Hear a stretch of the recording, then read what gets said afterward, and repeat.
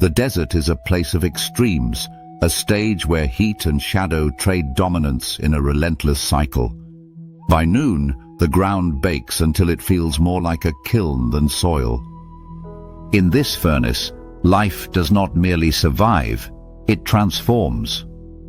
Few animals embody this transformative resilience more vividly than the bearded dragon, a lizard whose strategies reveal how behavior itself can become a form of alchemy, turning scarcity into sustenance and heat into survival.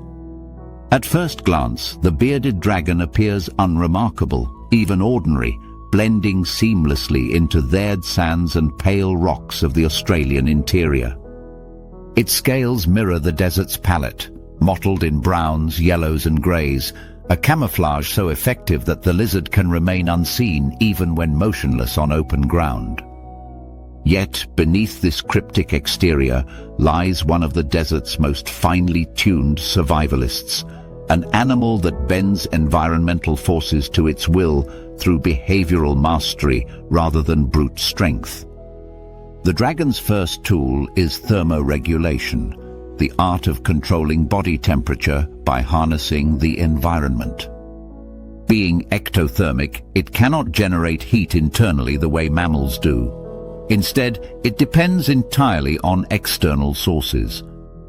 At dawn, when temperatures remain cool, the dragon emerges from its burrow or shelter and positions itself carefully on a sun-warmed surface.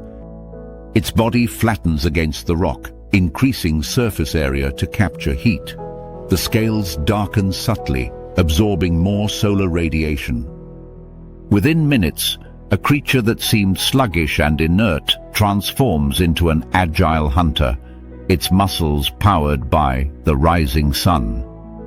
But as midday arrives, the very heat that fueled its morning activity becomes dangerous. Left unchecked, the desert sun could cook its tissues, driving water loss through evaporation and pushing its body beyond survivable limits.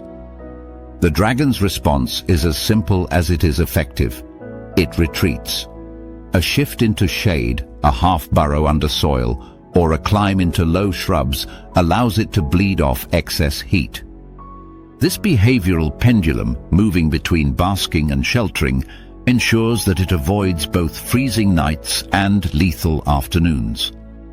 In this way, the bearded dragon demonstrates one of the desert's great lessons. Survival is not about resisting extremes, but about moving fluidly between them. Water conservation is equally critical. Unlike kangaroos or whales, bearded dragons cannot store vast reserves. Instead, they must wring every possible drop from their surroundings. Their primary intake comes from the food they eat: insects, small vertebrates, flowers and leaves, each carrying hidden moisture. Digestive processes extract this water with ruthless efficiency. When conditions worsen, metabolism slows, reducing the demand for hydration and energy alike. This state, akin to torpor, allows the dragon to endure weeks of scarcity. The desert alchemist does not summon water from nowhere. It stretches and transforms what little exists, amplifying survival from fragments. One of the most remarkable demonstrations of this adaptability occurs when rare rain falls across the desert. To most creatures, a light shower would be a fleeting reprieve, too little to make a difference. To the bearded dragon, it is an opportunity.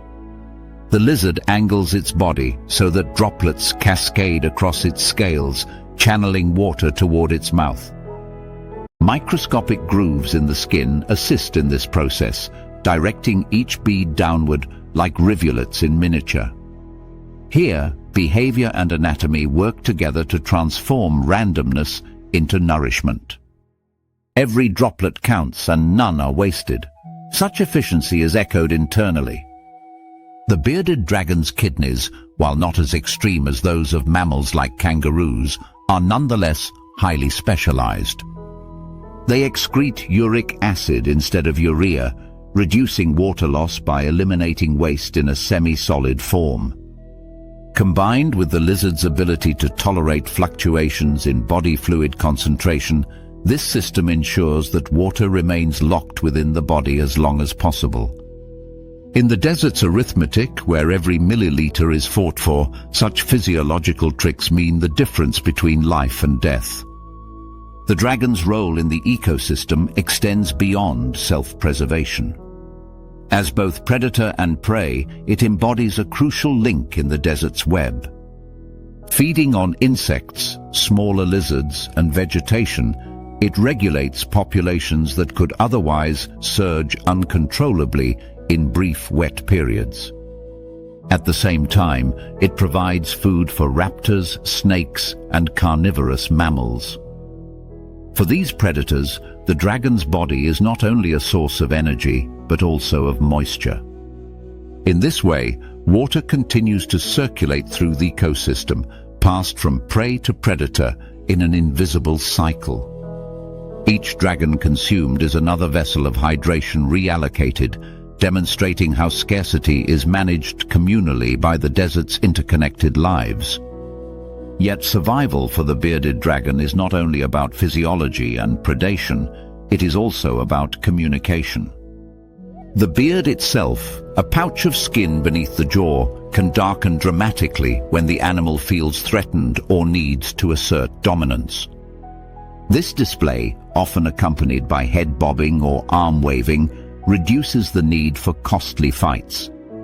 In conserving energy and avoiding injury, these rituals indirectly conserve water as well. Conflict in the desert is dangerous, not just because of wounds, but because of the hidden hydration lost through exertion and stress. By signaling instead of clashing, dragons maintain equilibrium without spending resources. The camera might linger on one dragon basking on a flat rock, its eyes half-lidded, appearing calm. Yet within its body, an intricate series of adjustments unfolds. Blood vessels open and close to direct heat, hormones fine-tune metabolic rates, and muscles remain poised for sudden escape. This is survival not as drama, but as constant calibration. Every flick of the tongue tasting the air, every subtle shift in posture reflects decisions made in the currency of water. Predator-prey interactions sharpen these stakes. A wedge-tailed eagle circling above forces the dragon into stillness, pressing its body flat to reduce its shadow. A dingo prowling nearby sends it scrambling under brush, seeking refuge where heat will soon build, but safety outweighs comfort. Each decision involves trade-offs. Shelter may conserve life, but increase heat load. Exposure may cool the body, but invite death from above. In the desert, no choice is without consequence. The dragon survives by navigating this complex web, balancing risk and reward with instincts shaped over millennia. From a mythic perspective, the bearded dragon becomes the alchemist of the desert, not because it creates water from nothing, but because it demonstrates how transformation can unlock survival. Heat becomes energy, shade becomes protection, rain becomes nourishment, and behavior itself becomes a tool more powerful than brute force. Where other creatures endure scarcity by hoarding or resisting, the dragon thrives by redirecting, reshaping, and amplifying the environment's gifts, however small. The image of rain running down its scales, pooling toward its mouth, captures this essence perfectly. Here is a creature that takes the desert's rarest gift and multiplies it. Each drop, insignificant on its own, is gathered into a drink that sustains life. The dragon does not waste, does not resist, does not demand more than is offered. It takes the fragments of a harsh world and turns them into survival, embodying a kind of natural alchemy that is as much philosophy as biology. As the sun dips toward the horizon, the desert cools once more. Dragons emerge from shade to bask in the last light, their scales glowing amber against the rocks. In these final hours of the day, the air is gentle, the threats fewer, and the balance restored. Watching them in this moment reveals the truth at the heart of their existence. Survival in the desert is not about overpowering adversity. It is about transforming it. In every shift from sun to shadow, every meal of dry leaves, every raindrop redirected, the bearded dragon rewrites the laws of drought, showing that mastery lies not in resisting scarcity, but in turning it into abundance. The desert punishes the visible. Under the Australian sun, anything exposed is tested by extremes that strip away moisture and strength. Yet for those who learn to disappear, who master retreat instead of confrontation, survival takes on a different shape. Among the continent's most curious inhabitants, the echidna reveals that sometimes the surest path through drought is not endurance in the open, but concealment below, in hidden wells of earth where dampness lingers and heat loses its grip. An echidna moves slowly across the ground, its spines catching the light like tiny blades of armor. From above, it resembles a walking thistle, bristling and low to the earth. At first glance, it seems ill-suited for the desert, squat with short legs, a strange elongated snout, and no visible capacity for speed. And yet this animal is one of the most enduring survivors of arid Australia, thriving where others falter. Its strategy is not to battle heat directly, but to withdraw, to vanish into soil that holds the memory of moisture long after the surface has dried. When temperatures rise, the echidna begins to dig. Its claws are designed not just for breaking into termite mounds, but for tearing into hard-packed soil. With surprising power, it shovels earth aside, disappearing inch by inch until only a scattering of spines remains above the surface. Soon, even these vanish, leaving only disturbed sand to mark its passage. Beneath the top layers, temperatures drop noticeably, sometimes by as much as 10 or 15 degrees compared to the surface. Here, evaporation slows and air retains precious humidity. By retreating underground, the echidna effectively steps outside the desert's harshest rules.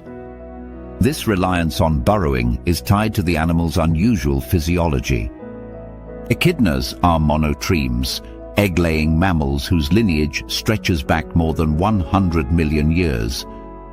They lack sweat glands entirely, meaning they cannot cool themselves by evaporation as most mammals do. To endure heat, they must rely on behavior, seeking shade, burrowing, or lowering activity. Unlike kangaroos or reptiles that balance sun and shadow above ground, echidnas abandon the surface altogether. Their strategy is not negotiation, but withdrawal. Within the burrow, the echidna's spines take on new significance. These modified hairs provide a fortress against predators, but also help conserve energy. An attacking dingo or eagle finds only a ball of hardened quills, discouraging pursuit. By reducing the need for constant vigilance, the spines allow the echidna to remain still for long periods, conserving both energy and the water tied to metabolism. Stillness itself becomes an act of survival. The echidna's relationship with water is further defined by its capacity for torpor. During extreme conditions when food is scarce and heat unrelenting, the animal can enter a state of slowed metabolism.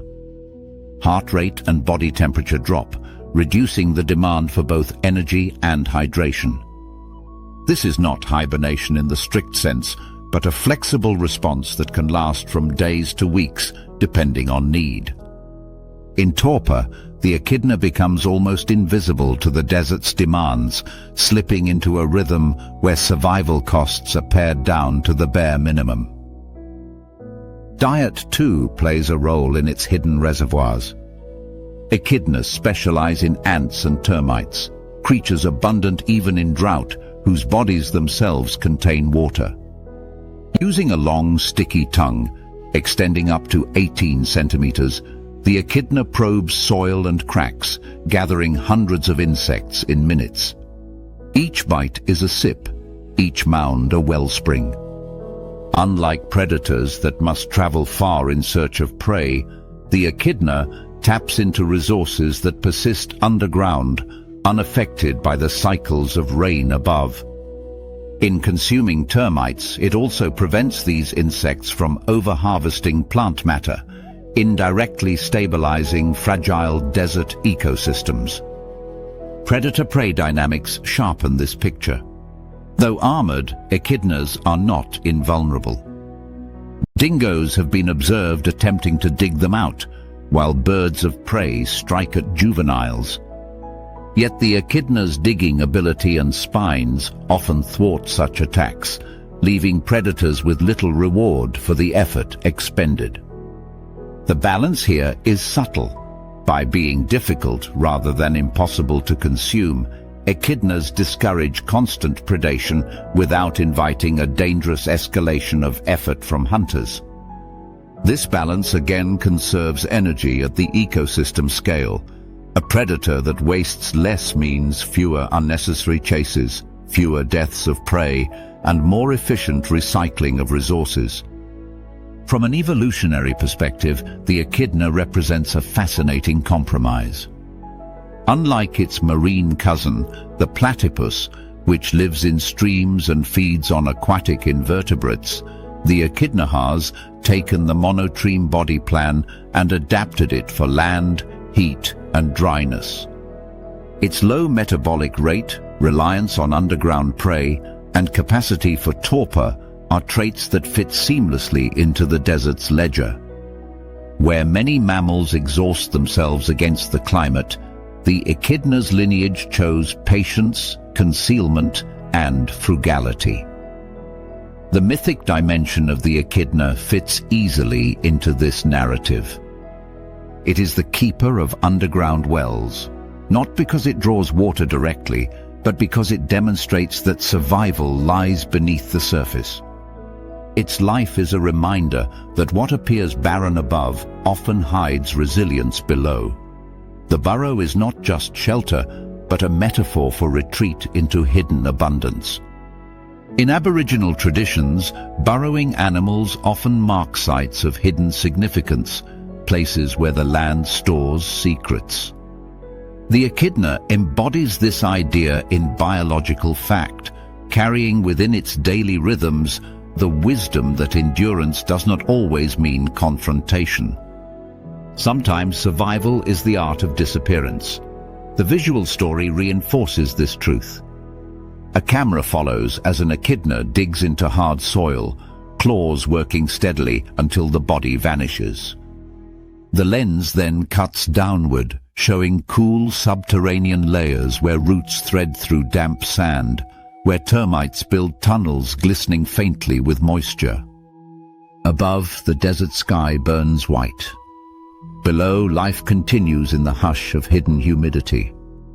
The contrast is stark, and it is here that the echidna's genius is revealed, not in thriving under the sun, but in knowing when to leave it behind. The importance of this adaptation grows in a changing climate. As Australia faces hotter summers and longer droughts, species unable to cope with surface extremes are at risk. The echidna's reliance on subterranean refuges may give it a buffer, but only if these underground reservoirs remain intact. Human activity, land clearing, soil compaction, the destruction of termite habitats threatens this delicate balance. Without healthy soils, even the echidna's mastery may falter. It serves as a reminder that survival strategies are not invincible. They are partnerships with the environment, vulnerable to disruption. Yet for now, the echidna remains. In the quiet of dusk, it emerges once more, spines gleaming, snout probing for ants. Each step is deliberate, each movement conserving energy. It is not a creature of spectacle, but of endurance, revealing that the desert's laws can be rewritten not by force or speed, but by patience and retreat. As the scene closes, the film lingers on the silhouette of an echidna half buried in earth, the fading light turning its spines to bronze. The voice of the desert is clear in this image. Water and survival are not always found on the surface. They are hidden, preserved in shadows and soil, waiting for those who know how to reach them. The echidna is both guide and guardian of this truth, the desert's hidden, well-made flesh. The horizon trembles with heat. Sand stretches into infinity, broken only by rippling mirages that seem to conjure rivers where none exist. At first glance, this is a place where water has vanished, a landscape defined by absence. Yet to understand drought, to truly see what survival means in a world where moisture is a vanishing currency, we must begin far from land. We must turn our eyes to the ocean and to one of the most unlikely teachers in this story, the humpback whale. The connection between desert and whale may seem tenuous, even contradictory. But the humpback is more than a marine giant. It is a living archive of water's possibilities. Each year, these whales travel some of the longest migration routes of any mammal on Earth, crossing thousands of kilometers of open sea. They leave the feeding grounds of the polar oceans, rich with krill and cold productivity, and set course for the tropics, where they will give birth and breed in warmer, calmer waters. In this journey, there is no steady refueling. For months, they eat nothing at all. Their survival hinges on an internal economy of water and energy that has been refined over millions of years. Beneath their massive skin lies a thick layer of blubber, a word often thrown about casually, but here it means something far more sophisticated. This tissue is not simply fat. It is an evolutionary bank account, storing both energy and water in chemical bonds. When food disappears, the whale metabolizes its fat reserves, breaking them down into usable fuel. This process, known as metabolic water production, is the same survival mechanism that allows desert animals like kangaroo rats to live without drinking. Every molecule of fat burned releases not only energy, but water, precious internal hydration that sustains life in times of scarcity. For a whale, the blubber is both shield and reservoir, keeping heat locked in against polar waters and moisture stored deep within the body for the long hunger ahead. The humpback whale's body is engineered for conservation. Unlike land mammals, which lose vast amounts of water through sweating or panting, whales are freed from such costs. Their environment, though vast and saline, surrounds them in a medium where overheating is rarely an issue. Their nostrils, placed high on their heads, form airtight seals when submerged, preventing unnecessary evaporation. Even their exhalations, the great spouts that burst skyward, are lessons in efficiency. What looks like wasted spray is mostly condensed vapor from warm lungs meeting cold air, not an extravagant loss of water. To follow a whale's journey is to glimpse how survival can be carried across boundaries. Imagine one beginning its migration south from the feeding grounds of Antarctica. The waters there are alive with krill, swarming in countless numbers, forming dense clouds that pulse and shift like liquid continents. For a season, the whale gorges, consuming up to a ton of prey in a single day, swelling its reserves to maximum capacity. This is the feast before the fast. Then, with a final dive into the cold depths, it turns north. For the next 8,000 kilometers, it will not feed again. Every breath, every beat of its vast heart, every flick of its tail is powered by what it carries inside. In this sense, the humpback whale is the embodiment of memory. It remembers water not as something external, but as something stored and carried, written into its very tissues.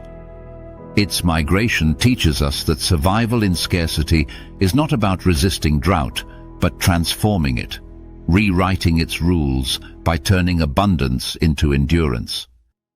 The desert, in its own way, operates on the same principle. Life here thrives not by waiting for rain, but by storing, recycling, and reimagining water. When the camera cuts from ocean to desert, the comparison becomes sharper. The glistening breach of a whale against the blue gives way to the cracked earth of the outback, where the air itself seems to drink the skin. And yet, in the silence of the desert, one might begin to see the connection. Both the whale and the desert creature live in worlds where water is not freely available. Both have mastered the art of balance. The whale's adaptations extend beyond physiology. Its migration patterns themselves are responses to water cycles on a planetary scale. The productivity of the Southern Ocean depends on the upwelling of cold, nutrient-rich water driven by the Earth's climate systems. When these cycles shift, so too does the timing and intensity of the krill blooms. The whale's survival depends on synchronizing with this rhythm, arriving in time to harvest abundance before carrying it across barren stretches of ocean. In this way, the whale is both passenger and interpreter of global water systems. There is an irony here, one that reveals nature's deeper humor. The largest animal to rely on these strategies, the whale, immense and seemingly unassailable, survives by mechanisms that echo those of the tiniest desert dwellers. Just as a kangaroo rat in the Mojave survives on metabolic water derived from seeds, so too does the humpback survive on metabolic water derived from blubber. Scale collapses, the strategy remains.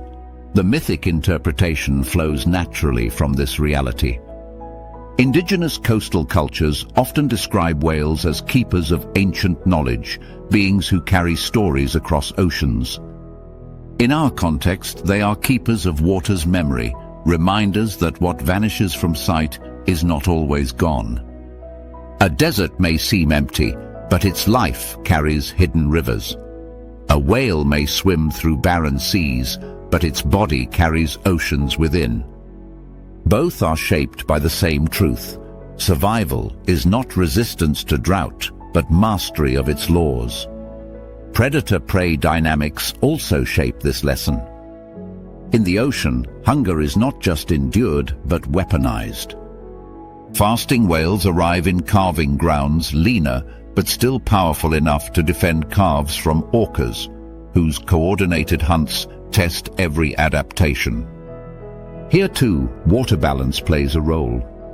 A depleted whale, one that miscalculates its reserves, may not have the energy to repel attackers.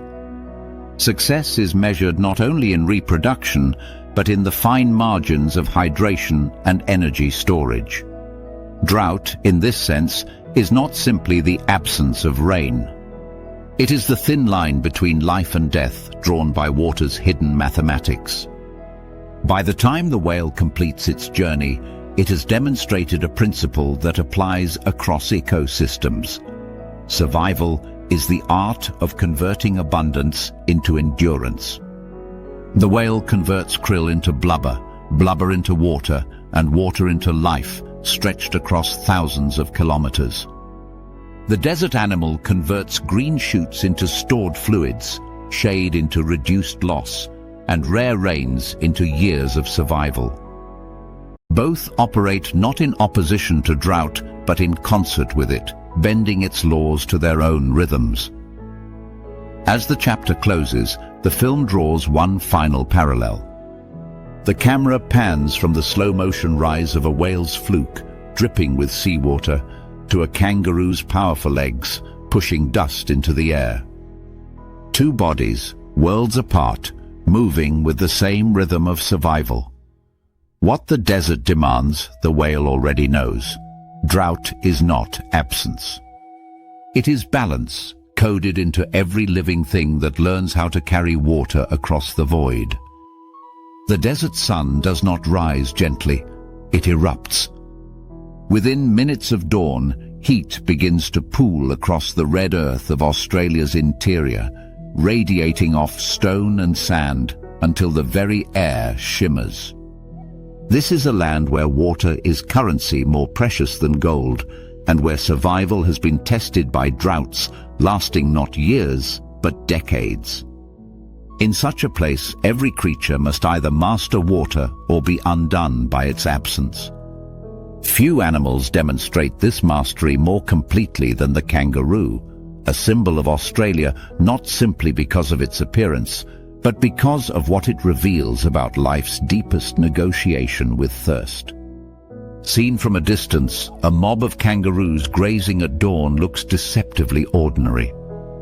They move slowly across patches of hardy grasses and low shrubs, ears twitching, tails pivoting like counterweights.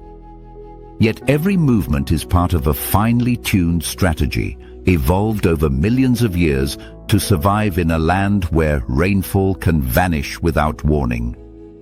Kangaroos rarely drink from standing water. Many will live months, even years, without lowering their heads to a creek or billabong. Instead, they draw nearly all of their hydration from vegetation, extracting and recycling every possible drop. Their survival depends on turning plants into hidden reservoirs, not just food. This ability is reinforced by one of the kangaroo's most extraordinary physiological tools, its kidneys. Deep within the body, these organs concentrate urine to a degree far beyond human capability, squeezing water back into circulation and leaving behind a paste-like waste. This is desert engineering at its finest. It means that while a human would dehydrate quickly under these same skies, a kangaroo carries on with water budgets that seem impossible. Even their droppings are dry, conserving moisture to the last possible molecule. In the balance sheet of desert life, nothing is wasted. But survival is not only about physiology, it is also about behavior. Kangaroos adjust their activity with a precision that reflects an intimate knowledge of the land's rhythms. In the hottest hours of midday, when the desert floor can exceed 50 degrees Celsius, they retreat into shade, resting motionless, often lying flat on cool earth that has been dug up by their forelimbs. Their bodies release less heat this way, lowering the demand for water. When dusk arrives, they stir again, moving to feed under softer light, their silhouettes stretched long against the horizon. This daily cycle is a form of thermoregulation, as important as the biological processes inside them.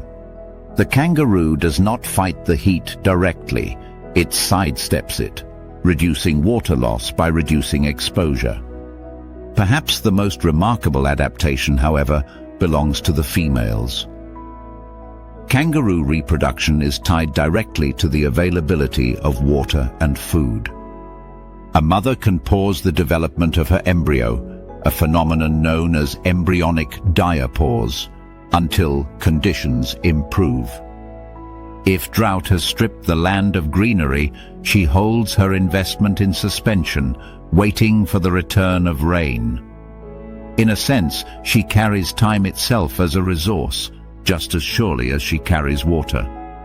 The joey already in the pouch continues to grow, suckling rich milk that changes composition as the young develops, while the next life waits patiently at the starting line.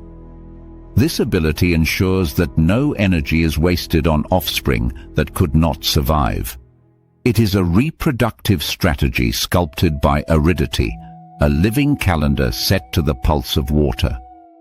From a predator's perspective, kangaroos are enormous reservoirs of stored hydration and energy. Dingoes, wedge-tailed eagles, and even large pythons seek out the vulnerable, young joeys or weakened adults, in times of drought. The carcass of a kangaroo does not only provide food, but liquid for scavengers, reinforcing how water moves invisibly through the food chain. When predators thin the weak, they recycle these hidden reserves back into the ecosystem, ensuring that even in death, kangaroos remain part of the desert's water economy. The kangaroo's locomotion, too, plays a hidden role in conservation. The iconic hop, powered by massive hind legs and balanced by the muscular tail, is more than a mode of travel. It is a masterpiece of energy efficiency. Studies have shown that kangaroos use less oxygen as they hop faster because their tendons and muscles act like springs, recycling energy with each bound. This efficiency reduces the overall metabolic demand, which in turn reduces the production of heat and the need for cooling. Less cooling means less water loss. Every bounce across the desert is, in fact, a form of water preservation. Camera lenses drawn close to the kangaroo's face reveal more subtle tactics. Licking the forearms, for example, creates evaporative cooling as blood flows close to the skin's surface. Veins visible beneath sparse fur carry cooler blood back to the body's core, a natural thermal exchange system. It is a small act, almost casual, yet vital in avoiding dangerous rises in body temperature. These moments remind us that survival here is not dramatic but incremental, the sum of thousands of small strategies. Zooming deeper, down to the microscopic level, the kangaroo's red blood cells tell a similar story. Their shape and flexibility allow oxygen transport even under dehydration stress, keeping tissues alive when water is scarce. These cells, like tiny couriers, continue to deliver life across distances that might seem unbearable. Viewed under the microscope, they embody resilience at the most intimate scale, reminding us that the desert's lessons are written not only in landscapes but in the chemistry of blood. To see kangaroos gathered at twilight is to understand why they are often called the water bearers of the land. Their very presence indicates vegetation still holds moisture, that hidden reserves remain to be tapped. Indigenous knowledge reflects this. Traditional songlines often align with kangaroo trails, pointing towards source of food and hidden water. Following the roo's path was, for tens of thousands of years, a survival tactic for humans as much as for predators. In this way, the kangaroo does not only carry water within, it points toward where water persists outside, acting as both bearer and signpost. Yet their adaptations are not invincible. Prolonged drought, intensified by modern climate change, still tests the limits of these animals. In extreme conditions, mobs thin out, joeys are abandoned, and carcasses dot the dry plains. Even the masters of water balance are vulnerable when the equilibrium shifts too far. This fragility underscores the larger truth. No adaptation is permanent insurance. The desert is not conquered by kangaroos. It is negotiated with day by day through strategies honed but never guaranteed. The mythic layer emerges naturally from these realities. The kangaroo is more than a grazer of grasses or a hopper across red dust. It is a vessel carrying the essence of water through its blood, its tissues, its reproductive choices, and even its behavior. It symbolizes the desert's law, that life does not resist scarcity, but bends to it, weaving survival into every biological thread. To watch a kangaroo silhouetted against the setting sun, its pouch heavy with the next generation, is to see not just an animal, but an ancient covenant. It is life's promise to endure, even when the rivers dry and the sky withholds its rain. As the final light of day bleeds into the horizon, kangaroos continue their silent grazing, their bodies casting long shadows across cracked earth. Each one is a reminder that water in the desert is not absent, but hidden, drawn from leaves, stored in blood, saved in tissues, delayed in reproduction, and carried in the motion of muscle and tendon. The kangaroo embodies all of this, a living reservoir not only for itself, but for the balance of the ecosystem that depends upon it. In its quiet endurance, it rewrites the law of drought. Scarcity is not defeat, but adaptation, and survival belongs to those who can transform the very meaning of water. The desert, when seen from the ground, is a place of scarcity. Dry riverbeds snake across the earth, their channels etched by rains that may not return for years. Scrubby vegetation clings to life in pockets of shade. Animal tracks fade quickly beneath shifting dust. But from above, the perspective changes. From the sky, the patterns of water, where it has been, where it lingers, and where it may return, are written across the landscape like a map. It is here, in this aerial realm, that the wedge-tailed eagle reigns, predator, scavenger, and master interpreter of the desert's hidden flows. The wedge-tailed eagle, Australia's largest bird of prey, is built for distance and endurance. With wingspans stretching beyond 2.5 meters, these raptors ride thermal currents that rise from the baking ground, soaring with barely a wing beat. What appears effortless is, in fact, one of the most energy-efficient forms of locomotion in the animal kingdom. By gliding for hours on rising heat, the eagle conserves its own water reserves, avoiding the metabolic costs of constant flapping flight. In a place where hydration is as precious as food, this ability to travel vast ranges with minimal expenditure is not just elegant, it is essential. From their lofty vantage, wedge-tailed eagles scan enormous territories, sometimes spanning hundreds of square kilometers. Their keen eyesight detects the faintest movement, a hare darting between shrubs, a kangaroo weakened by drought, or even the shimmer of carrion already claimed by heat. Each sighting is a clue, an indicator of where water persists in hidden forms. To the eagle, every prey animal is not just meat, but a vessel of hydration, its tissues carrying the moisture needed for survival. By hunting and scavenging, the eagle taps into this hidden reservoir, recycling water through predation. In this way, the bird mirrors the desert's broader law. Water rarely exists freely, but moves invisibly through flesh and blood. Predator-prey interactions in drought highlight this truth vividly. A kangaroo that has survived weeks without surface water carries within it vegetation-derived moisture.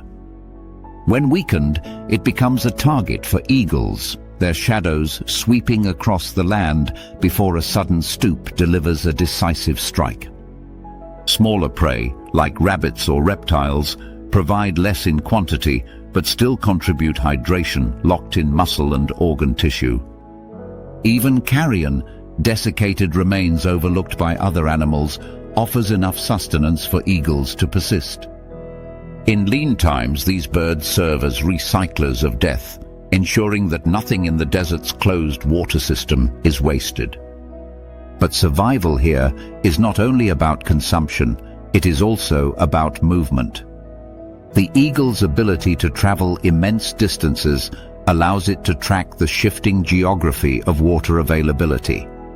After rare rains, when ephemeral wetlands bloom with life, eagles converge in greater numbers, capitalizing on the sudden abundance of prey. When conditions tighten, they disperse again, ranging far and wide in search of opportunity. This mobility makes them a living barometer of drought and abundance, their presence signaling the state of water across vast tracts of land. For Indigenous Australians, the wedge-tailed eagle has long been understood as a messenger of change, its movements reflecting the pulse of the environment. The eagle's physiology reinforces its role as desert sentinel. Like other raptors, wedge-tailed eagles possess kidneys capable of producing concentrated uric acid rather than liquid urine, a mechanism that reduces water loss. Combined with efficient respiration that minimizes evaporation and the ability to endure extended periods without drinking, these adaptations allow the bird to thrive even when no open water is available. Water, once again, flows not in rivers or ponds, but in bloodstreams, tissues, and metabolic balances. The eagle accesses it through the hunt, becoming both predator and participant in the desert's hidden hydrology. From a behavioral perspective, wedge-tailed eagles demonstrate remarkable flexibility. They are hunters, yes, but also opportunists. In some regions, they have been observed following fires, seizing prey animals flushed from cover. Elsewhere, they patrol roadsides, scavenging roadkill that offers easy access to hydration-rich flesh. This adaptability is itself a survival strategy, ensuring that the eagle can exploit any water-bearing resource, no matter how unconventional. The desert rewards flexibility, and the eagle embodies it. To witness a hunt from the eagle's perspective is to understand the economy of energy and water at its most refined. A rabbit scurries across a dry creek bed, unaware of the dark shape circling overhead. The eagle folds its wings, plummeting at speeds exceeding 150 kilometers per hour, before striking with talons that pierce deeply. The kill is swift. As the eagle feeds, tissues are torn apart, each bite delivering hydration alongside nourishment. Nothing is wasted. For the predator, survival is not just about killing, but about unlocking the liquid currency hidden within flesh. There are moments of humor too, though they belong more to irony than comedy. Wedge-tailed eagles have been documented harassing hang gliders and drones, mistaking them for intruders in their aerial domain. To a bird that commands the desert skies, even modern technology becomes prey, another body to be driven from the thermals it claims. These encounters remind us that the eagle is not merely a participant in the desert story, it is an enforcer, a presence that defines aerial ownership in landscapes where little else dares rise so high. The mythic interpretation of the wedge-tailed eagle flows naturally from these realities. It is the sky mirror of drought, reflecting water's hidden movements across the land.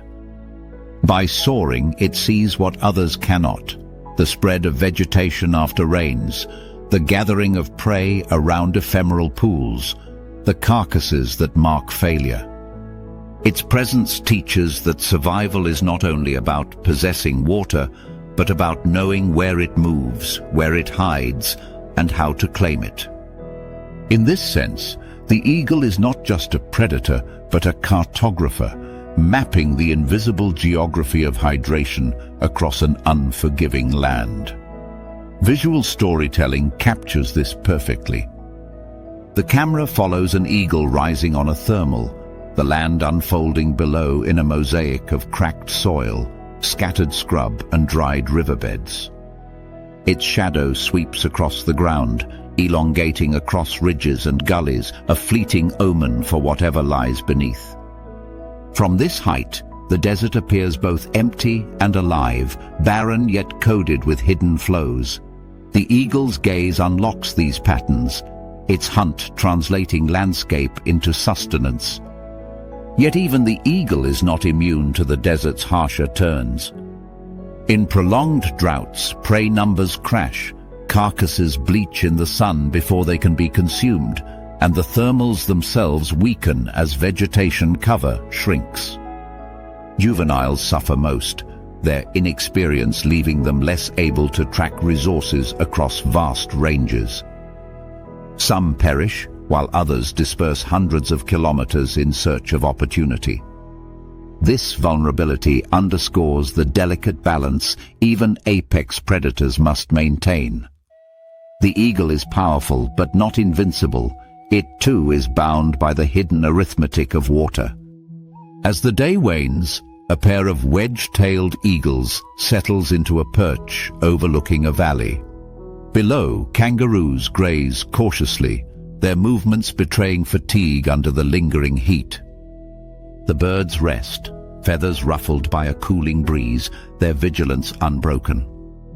They are watchers, interpreters, and participants in the desert's most fundamental exchange, the cycle of water through life and death.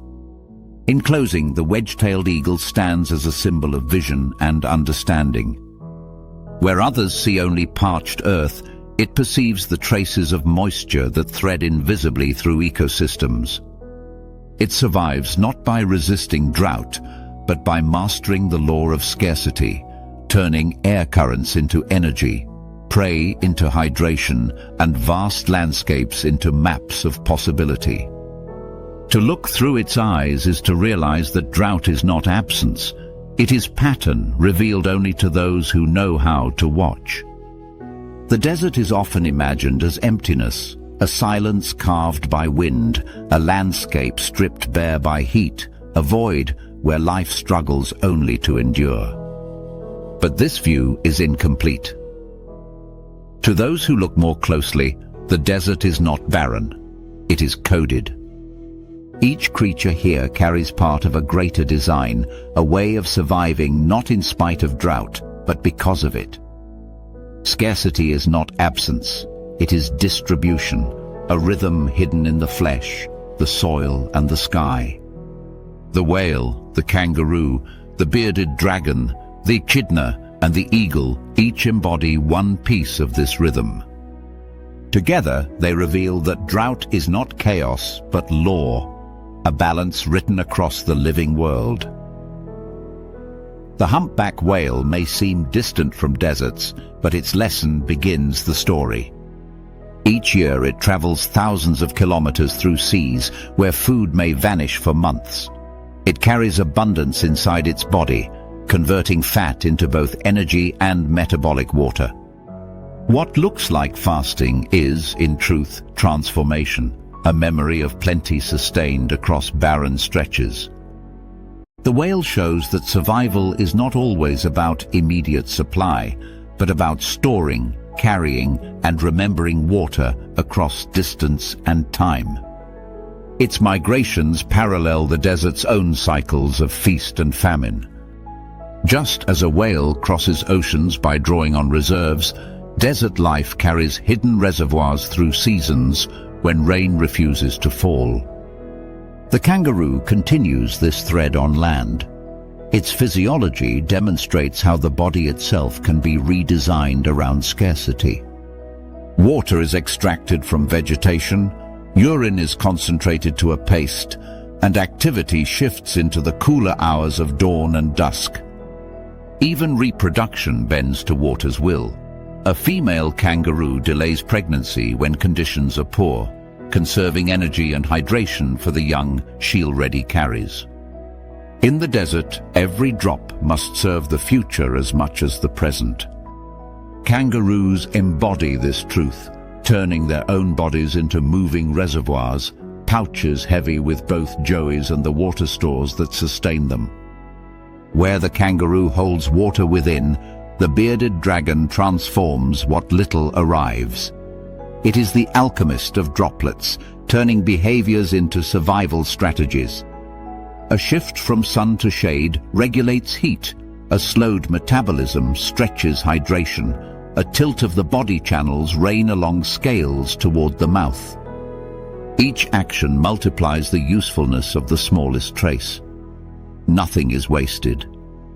This is alchemy not in the mystical sense, but in the biological, the transformation of environment into survival, drop by drop. It reminds us that drought is not defeated through resistance, but through precision, through finding ways to amplify even the rarest gift. If the bearded dragon shows transformation above ground, the echidna reveals what lies beneath.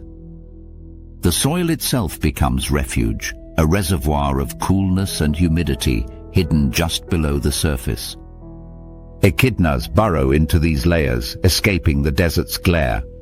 When conditions worsen, they slow their bodies into torpor, reducing water needs to almost nothing. Their diet of termites and ants provides hydration from underground prey, further decoupling them from surface scarcity. In this way, the echidna becomes the keeper of hidden wells, teaching that survival may not always be endurance in the open, but withdrawal into the shadows where moisture lingers. Its strategy is not confrontation, but retreat, an equally valid law of the desert's arithmetic. Above all of this, the wedge-tailed eagle draws the map. From the sky, it sees what others cannot: the spread of vegetation after rain, the clustering of prey around dwindling resources, the carcasses that mark scarcity's toll. Its flight is effortless economy, gliding on thermals to conserve water and energy. Its meals recycle hydration locked in muscle and blood, ensuring nothing of life is wasted. The eagle embodies vision, demonstrating that survival in drought is not only about having water, but knowing where it flows, how it hides, and how to unlock it through predation. To the eagle, the desert is not empty. It is a network of hidden resources waiting to be read. Taken separately, each of these animals offers a distinct strategy: storage, conservation, transformation, retreat, vision. But taken together, they form a system. The whale remembers abundance, the kangaroo carries it, the dragon transforms it, the echidna hides it, and the eagle reveals it. These are not random adaptations, but a sequence of responses that mirror one another across ecosystems. They reveal that drought is not the erasure of water, but its redistribution into forms that are less obvious: fat, vegetation, underground refuges, or prey bodies. Life survives not by resisting this redistribution, but by mastering it. The ecological implications of this are profound. In deserts, water moves invisibly through the food web. A blade of grass absorbs morning dew, a kangaroo grazes, and its tissues store hydration. A wedge-tailed eagle feeds on the kangaroo, and the chain continues. Nothing is wasted. Water is always present, just hidden in different carriers. Scarcity, then, is less about absence than about access. The question is not whether water exists, but who can find it, who can hold it, and who can transform it. This law governs not only survival, but the balance of predator and prey, the timing of reproduction, and the endurance of species over millennia. Indigenous knowledge, encoded in songlines and stories, reflects this truth. The eagle as a sky messenger, the kangaroo as a guide to food and water, the dragon as a rain catcher, the echidna as a burrower into hidden wells, each has long been recognized as more than just animal. They are teachers of survival, indicators of where balance lies in a land that outsiders often mistake as hostile. To understand them is to decode the desert's hidden instructions, wisdom carried not in text, but in the behaviors of the creatures themselves. Visually, the story closes with montage. A whale breaches in slow motion, droplets cascading from its fluke. The scene dissolves into kangaroos grazing at dusk, their silhouettes stretching across cracked soil. A bearded dragon tilts its body, raindrops coursing across scales. An echidna digs into the earth, disappearing into shadows where coolness lingers. A wedge-tailed eagle soars above it all, its shadow sweeping across a dry riverbed. Slowly, the images merge into a single aerial view of the desert, veins of light tracing across the land as if water itself pulses beneath, unseen but present. The mythic layer settles here, in the realization that drought is not a curse. It is the desert's law, a rhythm as structured and precise as tides or seasons. Life that survives here does not resist this law, it embodies it. The whale, the kangaroo, the dragon, the echidna, and the eagle each teach us that scarcity is not emptiness, but distribution, not defeat, but but adaptation. To endure is to understand water's hidden pathways, to recognize that survival is coded not in abundance, but in balance. The desert glows in the final shot, not barren but alive, a living organism whose veins are written in roots, scales, wings, and flesh. What appears empty from afar is, up close, a masterpiece of design, a secret balance whispered through every creature that endures the drought's trial.